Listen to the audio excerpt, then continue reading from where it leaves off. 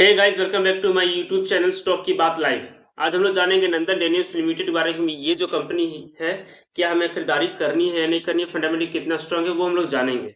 ठीक है। तो ये जो कंपनी है, ये एक पेनी स्टॉक है सबसे पहली बात। और ये जो कंपनी है, ये टेक्सटाइल से जुड़ी हुई एक कंपनी है। ठीक है। इस कंपनी का नाम है नंदन डेनिम्स लिमिटेड। और इसका मार्केट कैपिटलाइजेशन देखते हैं 572 करोड़ का है। और करंट प्राइस चल रहा है 3 रुपये 97 रुपए का, 97 पैसे का। ठीक है।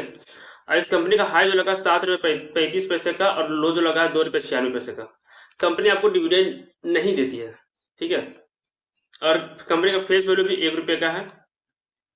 और कंपनी का बुक वैल्यू देखें तो 4 रुपये 29 पैसे का, और अपने बुक वैल्यू से नीचे ट्रेड कर रही है। तो अच्छी बात यहाँ पे ये है। और देखा जाए तो ये पेनी स्टॉक है, और कुछ कुछ कम और कुछ अच्छा है। यहाँ पे देख सकते हैं कि आरओसी ठीक ठाक है 9.27% एंड आरओई 5.56% है। ठीक है।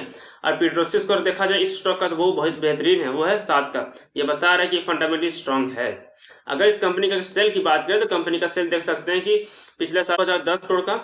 ठीक है। और इस साल जो हुआ है 3,547 करोड़ का, मतलब अचानक देख सकते हैं 1500 ज्यादा का सेल हुआ है इस कंपनी में। तो कितनी अच्छी बात है। और कंपनी का जो प्रॉफिट अगर देखें तो पिछला साल 45 करोड़ का प्रॉफिट हुआ था, इस बार 33 करोड़ का यहाँ पे प्रॉफिट हुआ। हालांकि सेल प्रॉफिट कम हुआ है, सेल ज्यादा हुआ है, लेकिन कंपनी जो अदर खर्च है वो शायद बढ़ गया। इसी कारण से प्रॉफिट यहाँ पे आपको कम नजर आ रहा है। लेकिन कंपनी अगर कर्ज को अगर कंट्रोल कर लेती है तो कंपनी का जो प्रॉफिट है वो बहुत ही अच्छा दिखेगा। ठीक है। तो ये आने वाले समय में ये मल्टी बैगर स्टॉक हो सकता है। ठीक है। अब कंपनी का हम लोग रिजर्व्स की बात करें तो कंपनी के रिजर्व्स देख सकते हैं। रिजर्व्स कितना है, पिछले साल रिजर्व था 441 करोड़, इस बार 475 करोड़ का रिजर्व है।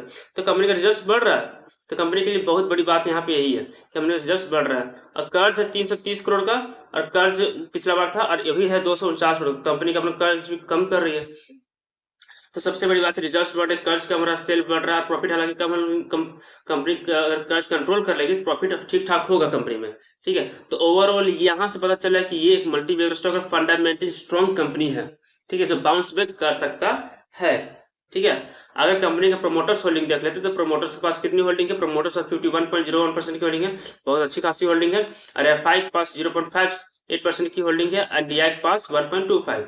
यहाँ गवर्नमेंट ने भी अपना इंटरेस्ट रखा है, दैट इज 0.01% की होल्डिंग यहाँ पे रखा है गवर्नमेंट ने भी। ठीक है। तो ओवरऑल देखा जाए तो सभी ने यहाँ अपने होल्डिंग को रखा है, और इससे ये पता चलता है कि ये एक मल्टी बैगर स्टॉक हो सकता है आने वाले समय में, अगर आप इसे होल्ड करते हैं 5 से 7 सालों के लिए। और यही स्टॉक आपके लिए 4 रुपए में जो आपको दिखा रहा है। ठीक है।